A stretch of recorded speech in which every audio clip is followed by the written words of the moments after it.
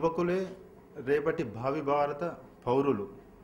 ఎందుకంటే భారత సమాజంలో ఆ, ఎక్కువగా నిరుద్యోగ సమస్య ఉంది. యువకుల గురించి ఎందుకంటున్నానంటే నేటి యువకులే రేపటి రాజకీయ నాయకులు కావచ్చు, వ్యాపారవేత్తలు కావచ్చు, మన దేశాన్ని సాధించే యువకులు కావచ్చు.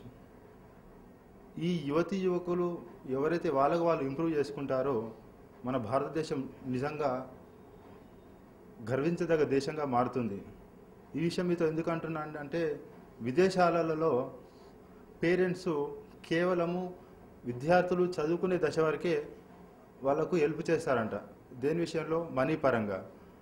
అయితే అక్కడున్న విదేశాలలో ఏంటంటే ఇంటర్మీడియట్ అయిపోయి అక్కడ ఎడ్యుకేషన్ ప్రకారం వాళ్ళు ఒక ఎడ్యుకేషన్ లెవెల్ అయిపోయిన తర్వాత వాళ్ళ కాళ్ళ మీద ఎలా కష్టపడాలనేది ఆ దశలోనే ఇంటర్మీడియట్ కానీ అక్కడ ఎడ్యుకేషన్ ఎలా ఉంటుందో నాకు ఐడియా లేదు.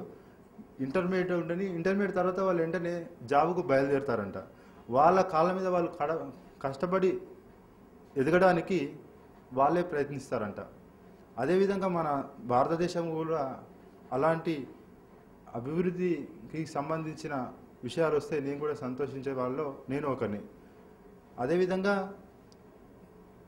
సమాజంలో జరుగుతున్నటువంటి నిర్భయ అలాంటి కార్యక్రమాలు జరగకుండా చూసుకుంటానని నేను కోరుకుంటున్నాను. అదేవిధంగా మహిళల అభివృద్ధి గురించి, యువతీ యువకుల అభివృద్ధి గురించి, రైతుల గురించి, అదేవిధంగా గ్రామాల డెవలప్ గురించి ప్రతి విషయంలో కృషి చేయడానికి నేను ప్రయత్నిస్తాను. అదేవిధంగా ముఖ్య విషయం ఏమిటంటే నిరుద్యోగ సమస్యను మాత్రం నిర్మూలించడానికి నా సర్వశక్తులా ప్రయత్నిస్తాను.